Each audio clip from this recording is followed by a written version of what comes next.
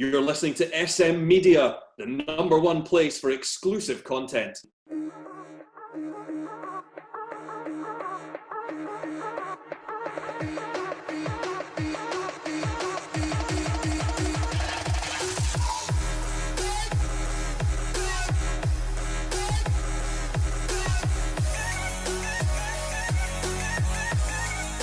Hi everyone, and welcome to this week's episode of the Scottish Football Show right here on SM Media. I'm Scott McPike, delighted to be your host as always, joined by Shankers. Shankers, how are we doing?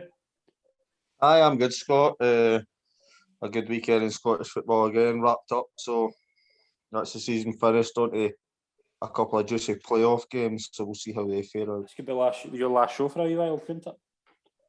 Well, Alison's still hanging in there with the rain, but I'm sure I'll get spared a wee hour here and there on a Sunday night. When he's got a dirty nappy, I'll ask you to do a show or something. Brilliant. We're joined by this week's special guest, Willie Lyle. Wally, glad to be back. Aye, brilliant, mate. Looking forward to it, as always.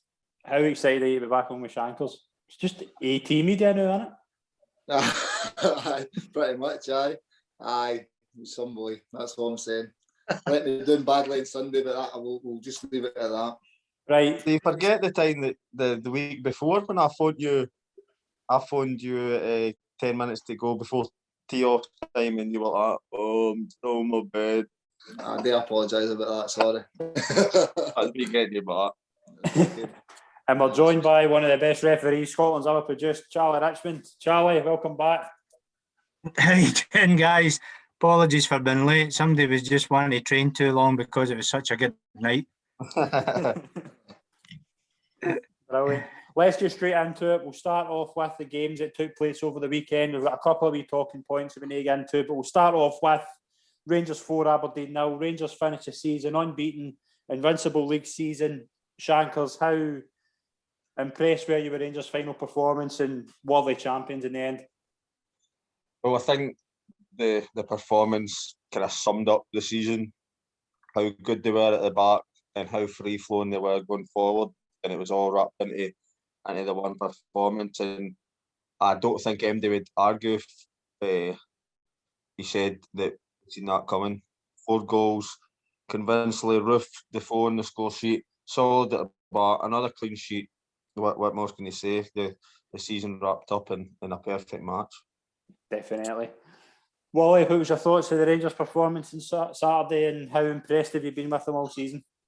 It's relentless, mate. They've been, from start to finish, they've been brilliant. The numbers have wrapped up is phenomenal. So as another clean sheet on Saturday again, unbeaten at home, well, unbeaten all season, but Nidji Kraya, the numbers and just the performances in general have been excellent. Very, very worthy winners. Couldn't agree more. Charlie, obviously, the whole thing of this weekend was the Rangers receiving the trophy. 10 years in the waiting, were you surprised that the fans wanted to celebrate the way they did? I don't think I'm surprised that the fans wanted to celebrate, but what I'm absolutely outright disgusted at is the way that some of them went on and decided to go over and beyond celebrations.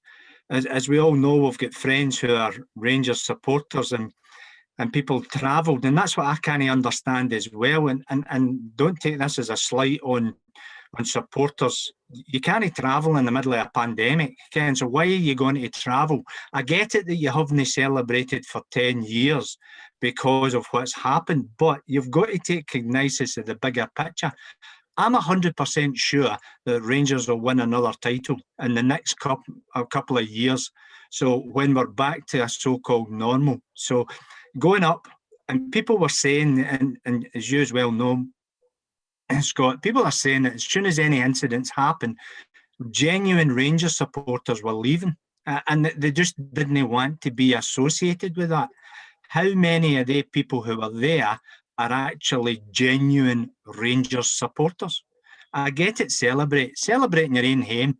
We've done it. We've all celebrated certain things in our own house, and all we just have to do is climb a couple of stairs and then we get starfished into our bed. and the job's done. But you've got to realise what the situation's for there. And I think the whole country is disgusted with the way they went about it in there. And one of the things that I heard was an interesting fact tonight. And if you're ever in Madrid, Real Madrid have a square and Atletico Madrid have a square. And whenever they win, they go to that thing. And I just think Rangers supporters there decided to go to the centre of Glasgow and say, we're back now. That was a kind of statement with regards to all that set up as well. So celebrate, yes, but that was, and I think you guys will agree, it was OTT big time. Yeah, I couldn't agree more. I think a section of the support have really shed the whole club in a bad light. I think it's unfair for the club, first of all. I think it's unfair for the police. I think all the people, I think we need to commend the likes of the council workers, police officers who were all there kind of involved in it, having to deal with the nonsense at times. But we will touch on, obviously, Shankers. I want to come to you as well. Obviously, it wasn't pleasant, was it? It did shed a bit of a bad light on what should have been a glorious weekend for Rangers fans to enjoy. I mean, you can't really say much more than McDonald's. They kind of summed it up pretty well. I'm not saying I'm not surprised. Obviously, I'm surprised the way some things went on, but I'm not surprised. Out of all the supporters, there's obviously going to be people, young boys, etc., with alcohol in the system. It wasn't going to be perfect. I think we kind of knew for a number of months leading up that there was talk through social media and all that something was going to be happening, but I didn't. To be honest, I didn't see it going in that way. I didn't see any trouble going to be happening. I genuinely thought there was people were going to go and just celebrate the fact that the team won the league, which the majority did. But obviously, when alcohol and young men and women mix together, there's always going to be something bad happens. And as I say, when something like that happens, everybody gets tarred with the same brush, which isn't right as well. But what can you say?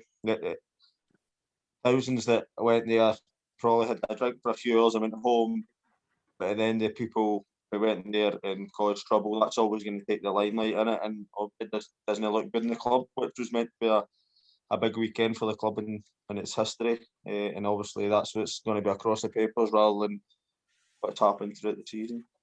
Yeah, definitely. We'll move on to today. If you've been following social media today, it's been a bit wild, hasn't it? Couldn't keep up with it. No. I'll just basically explain what's been happening the best way I can. Earlier today, this morning, there was a video going round of Rangers players singing Sweet Caroline. Now, there's two versions of the video, in my opinion. There's one video that seems to be real, one seems to be not real.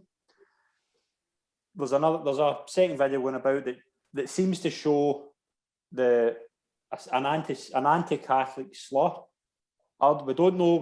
This is obviously going to be a police investigation. We don't know the full details of this, but Police Scotland, I'm just going to read Police Scotland's statement. We are aware of a video circulating in social media apparently showing Rangers players using sectarian language while celebrating on Sunday.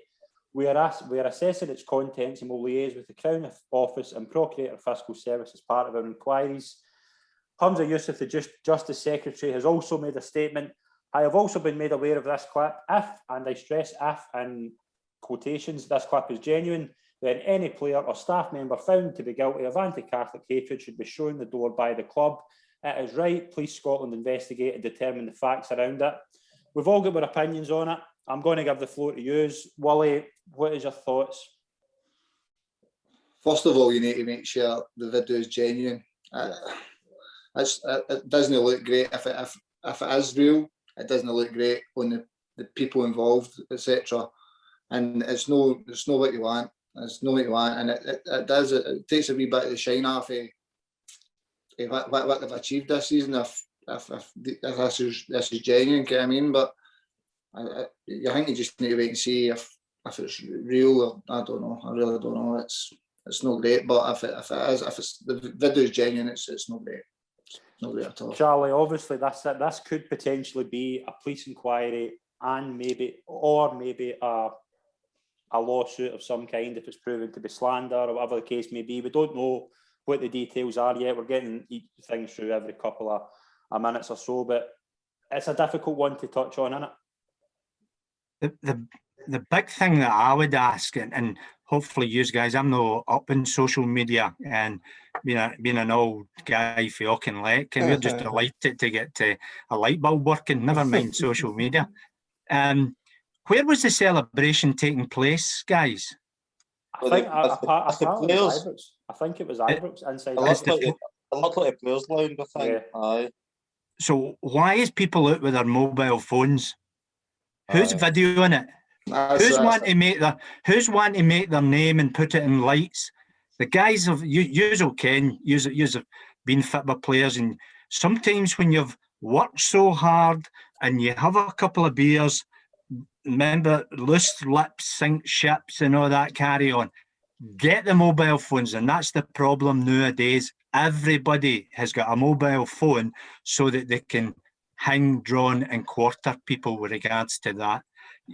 I'm not saying that you should be minding your P's and Q's when you're watching, but you shouldn't be. Folks shouldn't be filming at every opportunity with regards to that setup. You've got to allow people to have a wee bit, and we know songs carry different versions. And as you said, Willie, is the video genuine with regards to that side of things? But I would question the person who's done it. I remember we all know about John Beaton, where he was. Was that a genuine video? Guys can do brilliant things now about it with regards to that setup. So it's a shame, but it just highlights that some people are out there to hang, draw and quarter and get that wee 5 minutes of fame. Shankers, obviously we've been to and fro this for the past couple of days. What's your thoughts on it? Well, the video this morning, you see the video and there's people saying it's genuine. The thing we spoke on here before, where like I see when Rangers were up at Ross County and Michael Gardine said a remark, and then the remark to Glenn Kamara, and we were saying don't accuse people of something before you know. So you don't want to do that, but then you don't want to go away and say there's nothing wrong with it, and then investigation happens, and then there is. As Charlie says, people can do wonders with phones, with editing and stuff like that. So it could easily have been doctored, the video, but we just don't know. I agree with Charlie.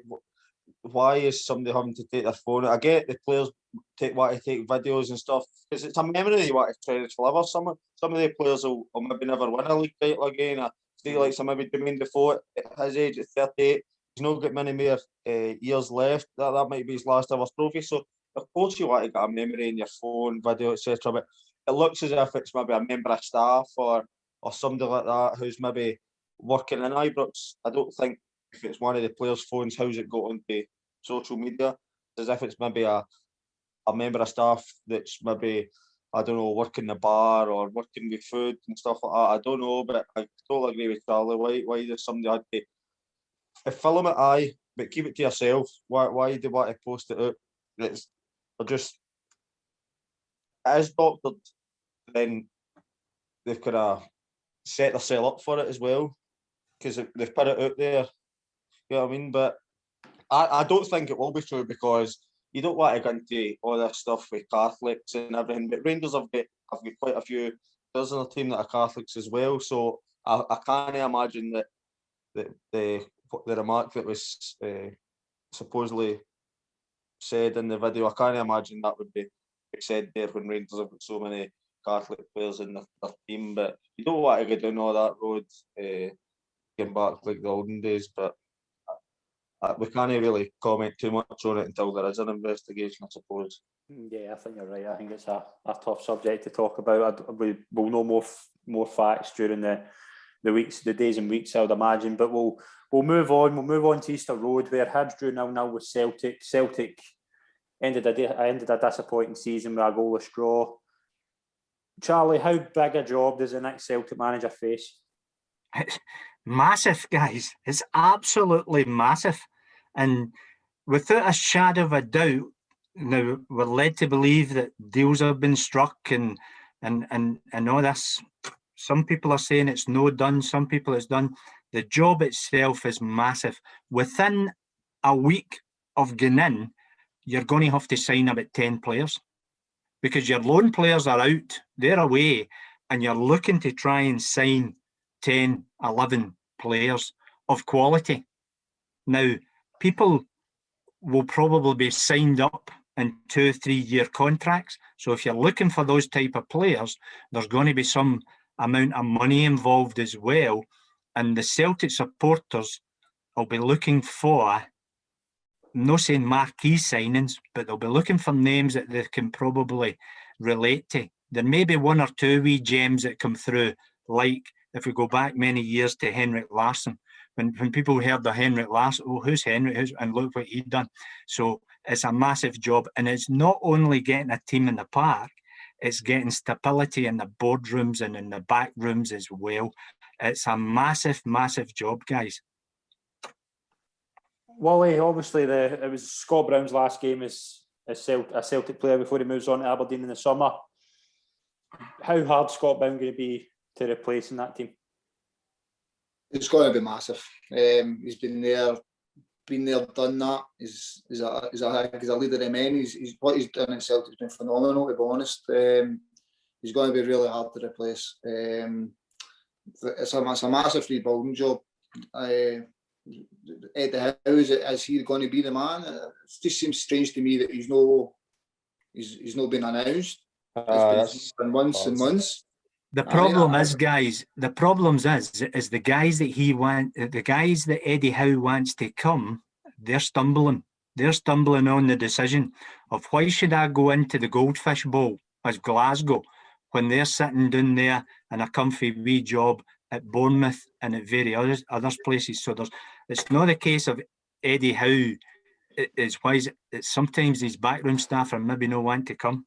Do you think that would put off Eddie Howe though if he does to get his backroom team? I think it will. It probably would, but what I don't understand is he's maybe hanging on for a Crystal Palace or something down in England. Celtic's massive. It's a massive club. I don't understand why when they want to come to Celtic. I just don't get it. Celtic is a massive club compared to a Crystal Palace. With due respect, I understand it's a massive rebuilding job. But if he gets backed, I just don't get it. Obviously, you've lost your captain. The likes of Edwards went away. Aya on the last years of the contract. They could all go. I mean, do you sell them? Do you let their contracts run out? They don't want to be there. It's a massive job, but I don't. The likes of Eddie Howe, will he ever get the chance to manage a Celtic again? I don't think so. Because the size of the job, and let's not kid ourselves, because I think obviously Eddie Howe's out a job at the moment, but it would be, I would estimate that Eddie Howe would be on £4 million at Bournemouth, and at Celtic I think he'll get about 2 million. But see the type of job, and you guys will know, you'll want guys run about you who you can trust, who you can bounce off of, and see if one of the links becomes weak. How strong is the big chain? So sometimes it's either all or nothing with regards to that. And that's where the delay is. Because if you think about it, what was the guy? Lennon come in and he had to take Kennedy and Strachan. Who was the manager before it got flung in at the deep end? Dyler was coming as the number 2 to Roy Keane. But Roy Keane knocked it back. So all of a sudden, Dyler's the main man, and you're taking John Collins. Mm-hmm. Now, I don't know the relationship where John Collins and Ronnie Dyler was. Where did it go? We know that Scott Brown was together with Stephen Glass at Hibs, so that's where the relationship is. So when you're getting into a big, massive job, you want people run about you who you can, number one, trust. Not only trust with information, but trust their opinion. It's a tough one, isn't it, Shankers? What's your thoughts on it? I says last week when we done the show, if it is Eddie Howe, as Willie just said it there, I'm just repeating it, but why is he not took it? There's obviously something that's stopping him, and if it is what Charlie says, he's not getting his staff. If you're taking that job, for me, it's a total red out with Celtic staff that's there now. You cannot go in there and be dictated who you're taking and who you're not, because John Kennedy and Gavin Strachan, they make nice enough men, but they were also part of the backroom team of the Celtic team who was there with the Celtic team that Lennon had, and it's obviously not went too well. It's no different. Lennon was saying everything and they were just picking up phones at training. They've obviously had a big say as well, and it's not went well. And the club have made, supporters have made themselves very, very clear that it's as if they want Kennedy and Strachan out as well. So if Eddie Howe's taking it, I think he needs to get his own men, and if they're a stumbling block for him coming in, and it could be a worry because he might not get there, man. I don't know where John Kennedy and Strachan, it's as if they're going to still be there at some form at the club. It looks that way. For me, I'm not a big fan of assistant managers like staying at the club and the manager's away. I know Kennedy just took it with a caretaker at the end of the season. He's put in a difficult position. But even we spoke about, is it Jason Tindall, the Bournemouth, who was the Bournemouth manager, who was Eddie Howe's assistant? Yeah. Is Eddie Howe want to go into that job with him for then maybe not to go well, and then Tindall stepped in again, but he done it Bournemouth and takes the job? Charlie says you want guys there that you can trust. Can he trust that man that he's not waiting there? Once he's out the door, he's going to step in right away? Can they? Obviously worked together previously and it worked well.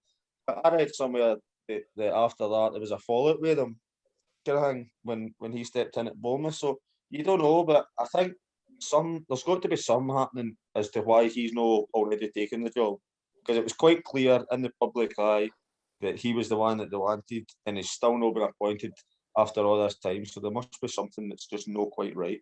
Here's a hypothetical question, guys. Bournemouth are in the playoffs at the moment. If Bournemouth go back into the Premiership, would there be a chance of Eddie Howe going back to Bournemouth? I don't think he should ever go back. I'm a great believer. Never go back. He did do it before though, didn't he? Aye. Yes. Aye. Yeah. He went to Burnley and then he ended up back. But surely no. But as Willie says, see, I think people like Eddie Howe, I might be wrong, this is just my opinion, people like Eddie Howe and the managers of the likes running about England think that Crystal Palace, Newcastle, etc. in the Premier League, because they're in the Premier League. But Celtic and Rangers, for me, are far more attractive jobs than what they are, because they're fighting for titles. They're not fighting for titles or trophies in there with the teams. They're just finishing 10th, 11th in the Premier League every year. Happy being middle of the road, you know. No European football and that. I don't get the attraction. I get the Premier League's massive, understand that, but for me, Rangers and Celtic are massive clubs playing in Europe every year. I don't get it. Willie made a perfect point. Will Eddie Howe ever get a chance to manage a club this size again? For me, I don't think so. No chance. There was talk of maybe Arsenal or that, but will Eddie Howe ever get this chance again? I think if he doesn't get it, he could struggle to get in a club and a fan base that size, to get a job with that size. It's a once in a lifetime opportunity, and he looks at Brendan Rodgers and goes, Brendan Rodgers was at Liverpool, then got sacked, went up to Celtic, and now look at him, he's shining in the Premier League. Just won the FA Cup just that weekend there, and there must be clubs. I know Leicester's a huge club, of course, but there must be clubs higher in the world looking at Brendan Rodgers going, he could be the man for us. See what you've mentioned there about the fan base. It's interesting you brought that up, Charlie. Every day with no news, you're a Celtic alienating their fan base more and more, but not giving them anything. Celtic supporters, and I remember speaking to John Paul McBride about this. They just want some sort of information, communication. That's what they're looking for, right? Now, again, and I'm not telling tales out of school, but I'm led to believe the deal is done with Eddie Howe. He apparently blew Dermot Desmond away in the interview.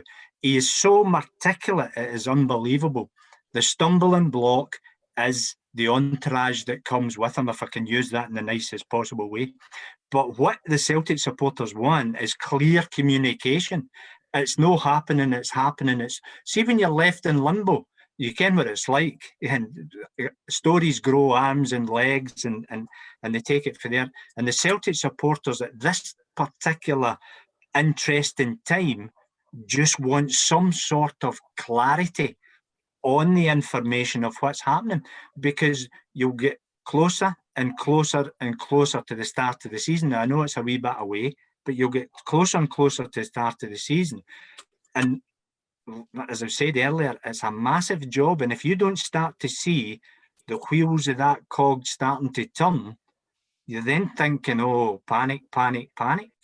And the Celtic supporters just want from Parkhead some sort of communication to tell us, look, there's something happening, but it's not happening. It will happen in a couple of days. You've got to watch you don't tie yourself into a knot, because then in a couple of days' time, nothing happens. Oh, well, you said something was happening. And this is where it is. But I'm led to believe that it's the back room, it's the entourage that you want to come. Martin O'Neill came, and Martin O'Neill brought John Robertson, Peter Walton, and a few others, and he wanted everybody. And that was that's the stumbling block that I'm led to believe. But you're right. If you're at a club, you want communication, because Celtic supporters might even be sitting on their season tickets at the moment. Mm-hmm. I'm not renewing the new, because I don't know what's happening with regards to new manager, new players, etc., etc. Whereas if you can get that information out as reasonably quick as you can, you've then got people saying, oh, I am excited with that, I'm going to renew my season ticket.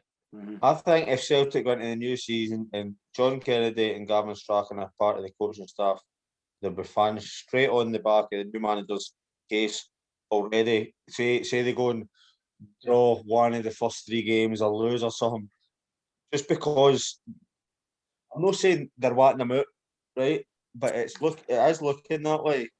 And if they don't, if fresh faces, it's almost an end of an era with Celtic. As John Kennedy said that himself in an interview, it's as if he's almost accustomed to that he could be moving on for there. Mm-hmm.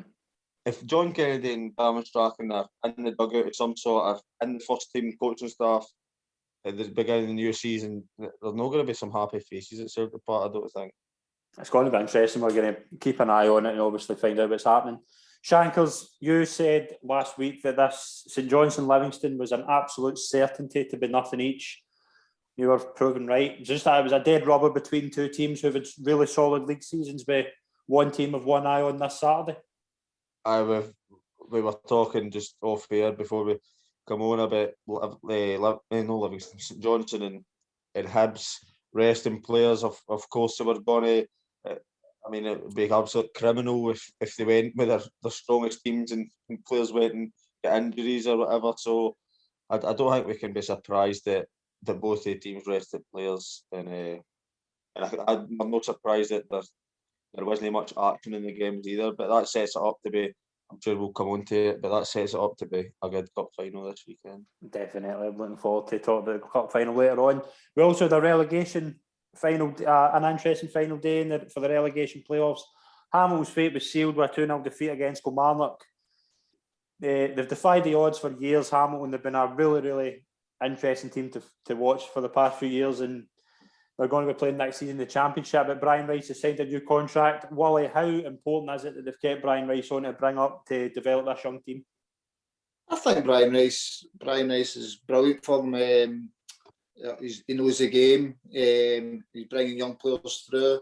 I just think this was Hamilton's time. They've flirted with it for years and years and years. I just think it just caught up on them this year, to be fair. But he signed a new contract. Obviously, they think highly of him. He's bringing young boys through. I think he gave a young goalie his debut on Saturday. Yeah. I think they've got a decent youth set up as well. So he'll know that, and I think that's should for him. Keeping him, definitely. Charlie, a fan of Brian Rice? Yes, big time. Knows the very, very articulate in the game, inside and out. Played at a high level. I remember, I think I passed him in a plane once. He went out to Qatar to train and coach, and I was coming back for them. We got a wee chat about the lifestyle and stuff. But yeah, big fan of him. And see, the thing as well, as a manager, he puts no pressure on the players. Absolutely no pressure on them, and particularly the young boys. See, if you're a young boy, 15, 16-year-old in that academy, you're going to get a chance next season in the Championship. And whether you take it or no is down to you, but absolutely no pressure on them. And that's the same with the club, probably through and through. You've got John Maitland there and Les Gray. No pressure on them whatsoever. We've got a budget. We don't overrun it. We stay within it. Whether we're in the Premiership, yes, they were in the Premiership for a great length of time. Their bubble burst, I think, because of injuries. I think injury hampered them a lot, and they lost a few key players as well, because Gogic going to Hibs was a massive, massive loss for them. He was a phenomenal player. So will they run away with the Championship? Probably no, but they'll be there or thereabouts. It's a brave decision for them keeping Brian Rice, because how normal is it these days for a team to go down, they sack the manager, bring somebody else in, and that's it. It's a brave decision keeping him, and as the boys have said, they've got a right young squad, but if they did most of the season this season, if they keep them together for another season or two, whether they bounce back and come straight up or no, even if they're done there another year, the longer these young players play together, the more confident they'll get. Hamilton's definitely no shy of a young player a chance or two, so I wouldn't be surprised if we see them bounce up. Maybe not this year, but certainly the next. Definitely. I think that young goalkeeper was playing with Scotland Boys Club about 2 or 3 seasons ago. For there. Yeah. And there you go. There you go. There's your chance. Yeah. See, I can we could say as much as maybe, but Hamilton's no far away. See, Kelly's won a watch signing Kyle Lafferty, because he's single-handedly saved their season, so he has. Right? Hamilton's unlucky to get in on the back of that, because if Kelly don't, I know you could say if Kelly don't sign Kyle Lafferty, but if they don't, he's single-handedly saved their season. Wilton, who was on before, he says that's what he would do, and a few years were a wee bit harsh on him, but Kyle Lafferty's kind of single-handedly saved Kelly's season, and maybe he could keep them in the division. We've spoke a lot about Kyle Lafferty potentially saving Kilmarnock season. It looked as if it was going to be Mitchell Pinnock with a double against. I know. But obviously, they've finished the season in 11th. They're going to get into a big playoff with Dundee, Shankers. It's going to be interesting to watch that. These are two teams who are very evenly matched, I think. Aye, definitely. It's old one where Dundee's momentum, because they're coming up, they're in a winning run because they're coming up for promotion, and Kilmarnock, although they won at Hamilton, psychologically it can't be good knowing they're getting into a playoff, and if you lose, you're going to do a division. No. Boys playing for it's a much bigger picture. It's not just Kilmarnock's relegated and that's that. Boys are playing for contracts, jobs, not just their jobs, staff at Rugby Park, everything. It's just got a snowball effect. Sorry, that if the Kilmarnock go down, there's just going to be a major restructuring. I know Kilmarnock's local to us, and it's good for us to have like a local team like that in the top flight in Scotland. I just worry if Kilmarnock go down, if it's one of the ones like Partick Thistle, and they would, I think they could really struggle to come back up. If Kilmarnock went down, that's the only thing I fear for Kilmarnock. If they go down, they could really struggle to come back out. Because Kilmarnock's got an ageing squad. When you look at a lot of their players are coming to the, in the nicest possible way, they're coming to the end of their careers. And for there, so going down into the Championship, maybe think, I'll go elsewhere or I'll just hang the bits up or whatever. Do you think that's been a kind of story of the season, maybe? The squad's aging. Do you think that's maybe part to play in it? Yeah, I wholeheartedly agree. Whilst the experience is good to get you through situations, but sometimes when you need a bit of fight and it's maybe not just there. And you saw it when the young boy let the defender, the double-barreled Italian defender, let the boy inside. The next thing he had two experienced guys down his throat, as if to say, "What you doing?" And for there, so if Kilmarnock get down, it could potentially be a red out. Aye.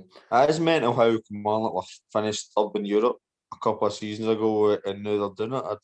You need to look at the players they've lost, but they've lost a lot. They've lost their goals with Brophy, Greg Taylor. I mean, they've lost a lot of players. O'Donnell, O'Donnell got right back as well.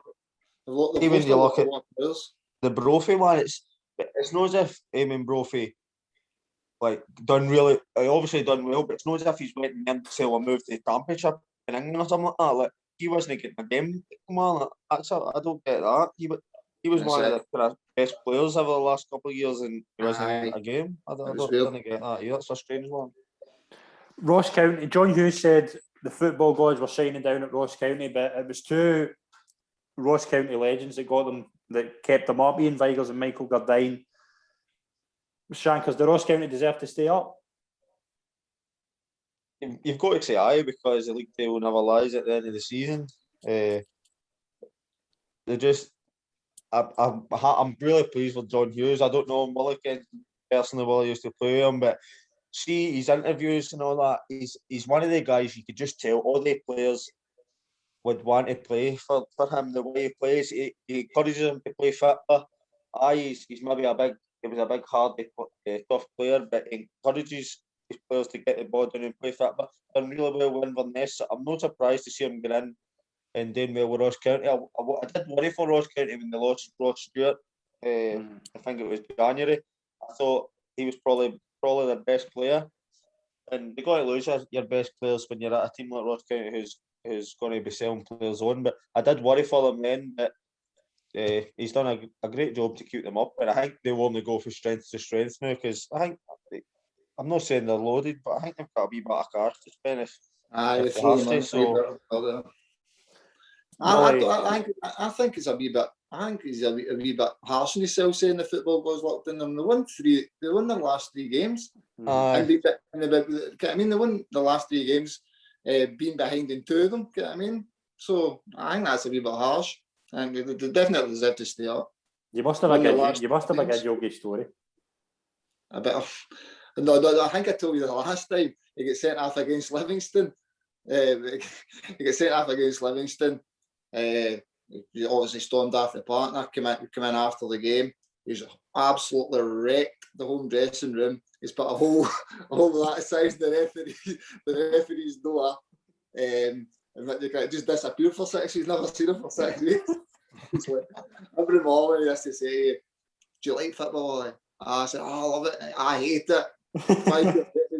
He's about 14 and he's still playing for Falkirk. So honestly, what a guy, honestly.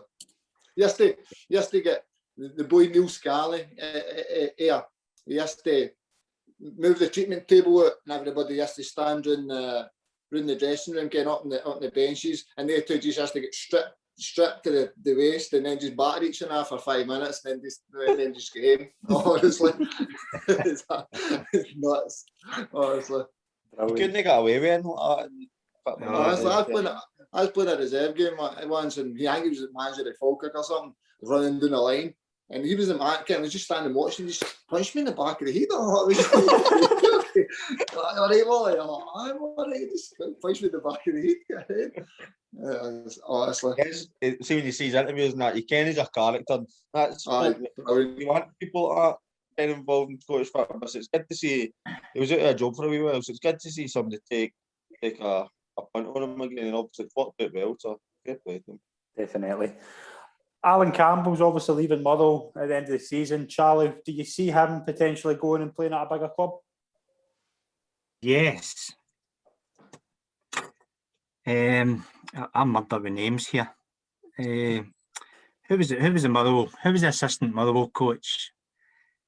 Keith Lasley. Keith Lasley rated him better than the boy Turnbull, and couldn't believe how he never got a move with regards to there. So I see Alan Campbell going down, probably down south, and kicks and really kicking on and really becoming a big name player. You know what I mean? But there's 11 letters in his name already, so I think he'll become a big name player.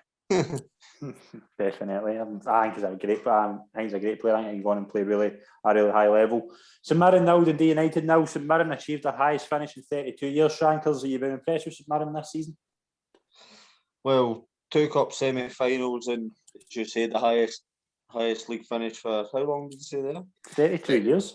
32 years. So you've got, I think, it's maybe harsh in saying it, but see for teams like St Mirren, see just avoiding Nogan doing it.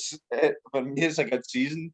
For teams like that, they can only try and stay in the league and try and challenge for trophies, and they were obviously unlucky. 2 cup semi-finals, and the highest league finish for 32 years. Jim Goodwin's done a good job there. And these clubs with limited resources, so to get to 2 national finals when like Rangers weren't even there, get what I mean? We play Celtic, Rangers Celtic aren't even there, so you can't really say much more than that. A well done to Jim Goodwin. Definitely. I think it's been a great season for St Mirren.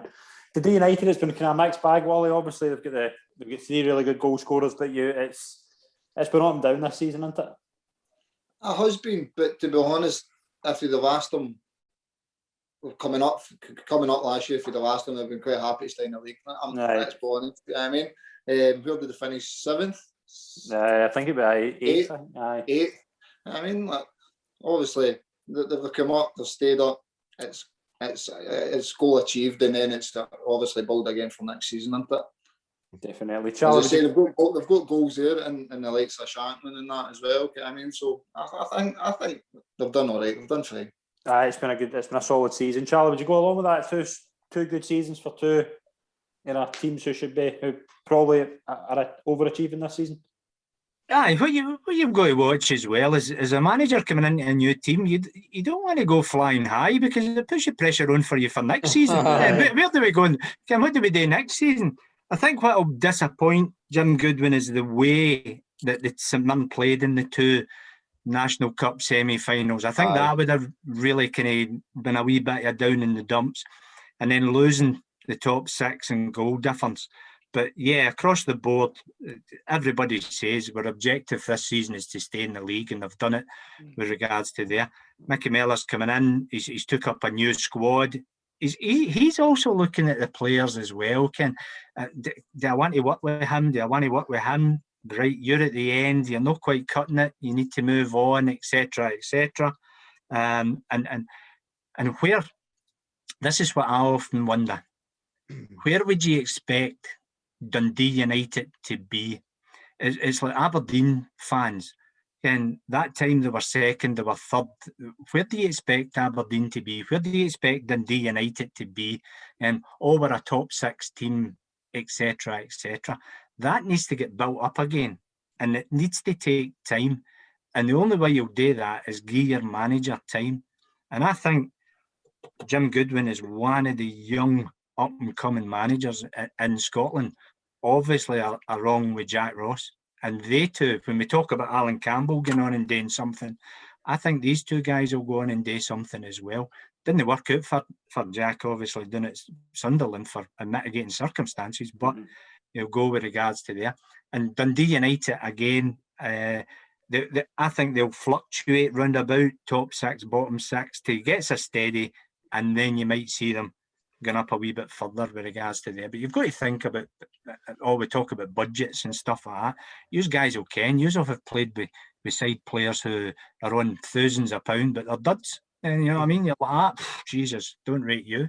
So it'll be getting the people he wants to get in and then build it round.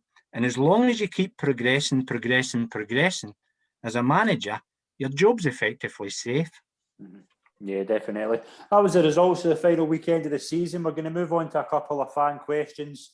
Can you give predictions for the 4 playoff rounds? Obviously, we're recording this after Dumbarton have beat Edinburgh City 2-1 in the first leg of the League One playoff final. So we'll go first of all with Kilmarnock Dundee. Who's either going to stay in the Premiership or get promoted up to the Premiership? Shankers. It's a tough one, as we said earlier on. 2 on the balance of things, it's probably 2 evenly matched teams. Dundee United with a bit of momentum, Kilmarnock getting into it with a wee bit of slump. There's a lot of pressure on both teams. Dundee's probably a team that should be playing in the top league in Scotland. Kilmarnock, of course, they're a team that should be playing the top league, challenging for top 6, never mind in 11th place. So it's a hard one. I think Kilmarnock will just have enough. We're talking about players aging in the squad, but I think this experience could tell in these games. Like Lafferty, Buck, Howard, Dicker, Broadfoot at the back as well. So I think they've got a lot of experience in their team, mixed with some young talent. So I think Kilmarnock will stay up over the piece, over 2 games. If it was a one-off game, it might have been different, but I think over the 2 games, I think Kilmarnock will stay up. I'm going to go for Kilmarnock. I think Kyle Lafferty will save Kilmarnock's season and keep them in the league. Wally, what are you thinking? I totally agree, mate. I think if Kyle Lafferty single-handedly kept them, I think without Kyle Lafferty's goals, they would have been done. Me too. I totally agree. Definitely. I think, as Shankland says, I think they've got enough experience. I understand that Dundee have got good players like Charlie Adams, Jason Cummins, etc. But I just think over the piece, over the 2 legs, Kilmarnock will have enough about them. It's a big game for them, but as we said earlier on, it could have massive repercussions for the club if they do go down, to be honest. But I think they've got enough experience and enough about them to stay in the league. Definitely. Charlie, Kilmarnock or Dundee? I was impressed the way Dundee blew Wraith away in the first leg. Too, They really blew them away. Okay, the mitigating circumstances are an offside decision with regards to that setup. Killie were last in the playoffs and they played Falkirk. Falkirk finished 4th and had to play extra games. And we saw that Falkirk just ran out of legs in the last time and Killie got over. The second leg was really a kind of one-team show from there. I've got guys, Kilmarnock is a local team and I like going and watching Newsboys in the Junior Cup final down at Rugby Park and all that's carry on. For there, I just think Dundee will sneak it. I think it'll be something like nothing each in the first leg and 1-0 in the second leg. Whoever wins it will win it 1-0 over the 2 legs. And I think Dundee, because Ashcroft, he's going back to Kilmarnock where they let him go. No. He'll rifle up Lafferty. He'll rifle him up. And we saw Lafferty last midweek there just getting a wee bit riled up. And thing they had to take him off before he gets sent off. I think it'll be interesting roundabout for there. And I just got a sneaky feeling. Dundee by the 1-0. Aye. We'll move on to Morton versus Airdrie. Quickly, Shankers, who we got? Morton. Wally? Enough quality. I agree. Morton, I think, as well. I think they just shade it. I think. Charlie? I think probably Morton because of the way they'll be well organised. Gus gets his teams well organised with regards to there, but Airdrie are young and they've got that boy who everybody's watching and I can't remember his name again. Thomas Robert. Is that it? So this is his time to shine with regards to that setup. And Airdrie went in a run that took them beating Cove Rangers for there. That would be a major scalp, so their confidence will go up with regards to that. I think Morton will just shade it with something like 2-1 over the 2 legs. I'm going Airdrie. I think Airdrie could be beating Cove. I thought Cove Rangers would go up, so I think the momentum's with them. Scott, let's be honest, we beat Cove twice. I know, I was talking to wee Youngie about that. Imagine not coming in for a cup of tea, Youngie. Shocking. Brilliant. For there. Brilliant. Obviously, Dumbarton have just won 2-1 against Edinburgh City. We're all expecting Dumbarton to stay up. Is that Dumbarton at home? Dumbarton were away. Yeah, I would expect them to win that then. Yeah, I think so. And you guys will ken better than me about seeing games out and managing games. And for that, don't sit back because you'll invite them on, but just go and play and see the game out. And for that, keep possession and go and attack and take it for there. So I think Dumbarton I'll see that game out. Yeah. So, So what 2-1. is that game? Is Dumbarton gone down? Right? Dumbarton Yeah, were they- away. Yeah, they'll stay in League Dumbarton One. will stay where they are. Aye. Right. It's Edinburgh City to go up into it. Aye. Yes. That's it. Aye, I think Jim Duffy will keep Dumbarton up. I think it's a big result, winning 2-1 away from home. Willie Shankland, is he going along with that? Aye. I would Yeah. agree with that. Especially with winning tonight. Kelty versus Brecon. I think Kelty. But honestly, I think Kelty will convincingly beat them. I think we'll blow them out the water. I think, honestly. I really do. Yeah. And it's maybe no nice saying it because the team's getting relegated. I know, but I think people are wanting Kelty to win as well. See, because of what happened last year with the playoffs and them, unfortunately, not getting allowed into the not getting allowed in for the playoff game, and Brecon even this year Brecon asking for the. I think Brecon put out a thing to. Yeah, they went to playoffs seek. Yeah, they went to seek legal advice to try and get it stopped. So Kelty will have that posted up in their dressing room. That just shows you how much Brecon are worrying about their status in the league football. That just shows you when they're seeking legal advice to try and get the playoffs stopped. I think no matter who won that game, Kelty or Brora, I think either team would have went up. I just think they're too strong for. I think a lot of teams at our level are too strong for some of the teams in the bottom end of football. I honestly Brecon are on a bit of a run now. They won 3 out of the last 4 games. Aye, they did end the season quite strong. Aye, but I think the damage was done really early, wasn't it? I think over 2 games, I think Kelty are too strong for them. I honestly thought Kelty's whoever won the Kelty Brora game would go up, and I actually thought Brora would. I was surprised at how well Kelty did kind of took care of Brora, to be honest. I thought Kelty would win over the 2 games, but I'm with you. I didn't think it would be as convincing as what it was. It'd be some achievement as well for obviously we've seen it with Cove, Edinburgh City have done it as well, but it's some achievement for Kelty to get up. It's a nice wee setup. It's a great wee setup. I think they deserve to go up. Well, obviously if they win, they deserve to go up. But it's a great wee setup. A nice big ass throw, and it's going to be interesting. We'll touch on a couple of things before we finish up. Lewis Ferguson to Rangers, Shankers. Do you think he would fit in if Rangers were to, as rumoured, go after him? I don't see where he plays for Rangers. I obviously see where he plays because I'm centre midfielder, but I just don't see him getting the minutes that somebody at his age should be playing. Say for instance Rangers keep everybody that's playing in the middle of the park. No, I can't see how everybody stays. But I hope I'm wrong, like obviously, but I can't see how. Of course, it's so hard to keep 5-6 centre midfielders happy. It seems as if Gerrard's got something that he is keeping them all happy, and they all look happy when they're playing. I would think the likes of maybe Kamara, as an offer for Kamara, Aribo or somebody. I just think the only thing that could sway them Champions League football, are they going to get that elsewhere wherever they go? No, they maybe want to crack at Europe in the Champions League again, and then maybe move on, hopefully. But I don't see where Lewis Ferguson would play in the Rangers team, and I think for his career, I don't think it would be so hard to turn down a team like Rangers. But I just don't see him getting the minutes that he needs at his age. You need to keep playing and playing and playing, especially to get better. I think he's more chance of doing that maybe at the other side of the city than what he is at Rangers.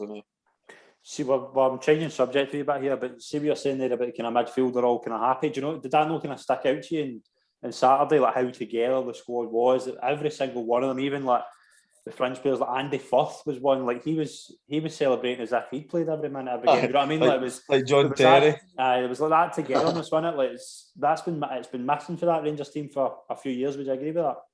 Aye, definitely. Definitely.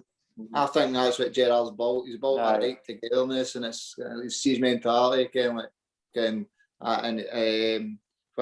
you've seen it all on Saturday. Morelos, everybody thinks Morelos is like doesn't want to be there, and he's getting his picture taken with Jimmy Bell, and he's sitting champagne over the manager and all that. You know, there is a right togetherness there, and that's a big part of things. See if you've got a squad that's together, it's half the battle. Definitely.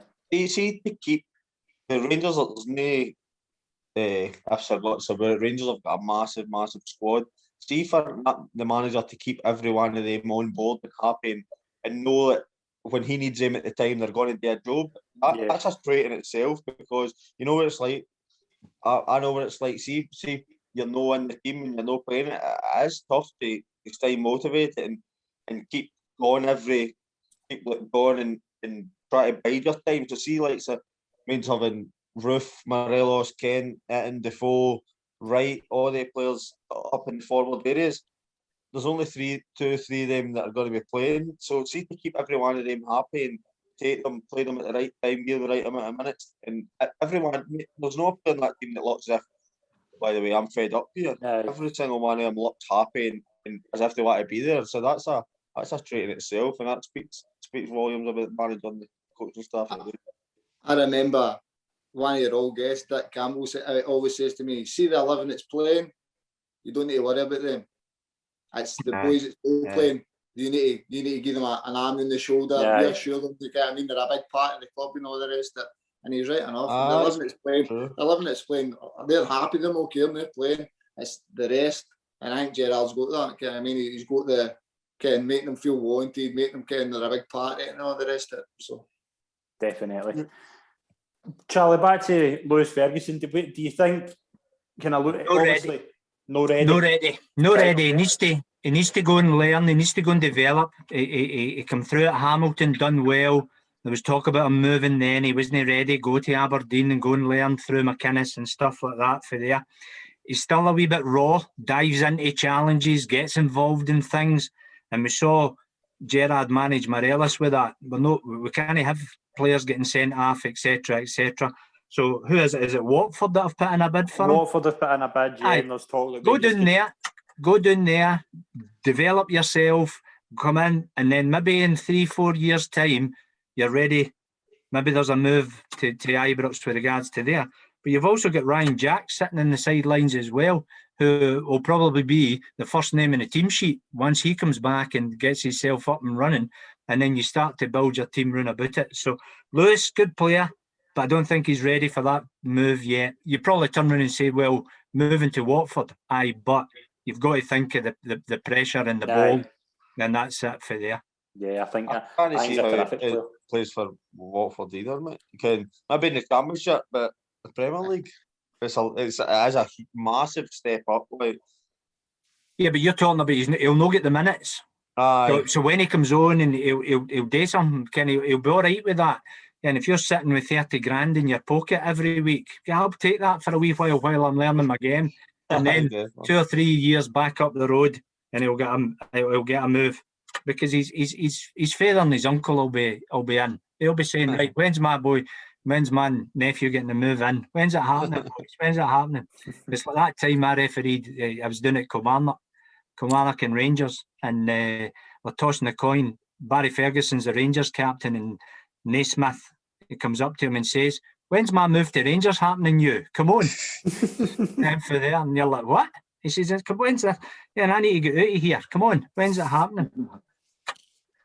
Brilliant. Big game on Saturday, the Scottish Cup final, Hibs versus St Johnstone. St Johnstone could be going for a historic double. Hibs could be going for the second Scottish Cup in 7 years. Could be very, very interesting game. We are going to go round the team. What is your predictions for the Scottish Cup final, Shankers? It's a tough one. I think on paper, Hibs are a better team. Finished third, got to it was a semi-final of the other cup. Jack Ross finished third with them after probably earlier on the season, no doing too great, but to finish third, Hibs is probably a bit roughly what they should be aiming for. I think that's about the best they can get, and maybe get the League Cup final. So if he finishes third and wins the Scottish Cup, then it's a right good season. On the flip side, if Callum Davison goes and finishes top 6 and gets 2 two of the national trophies. It's unbelievable.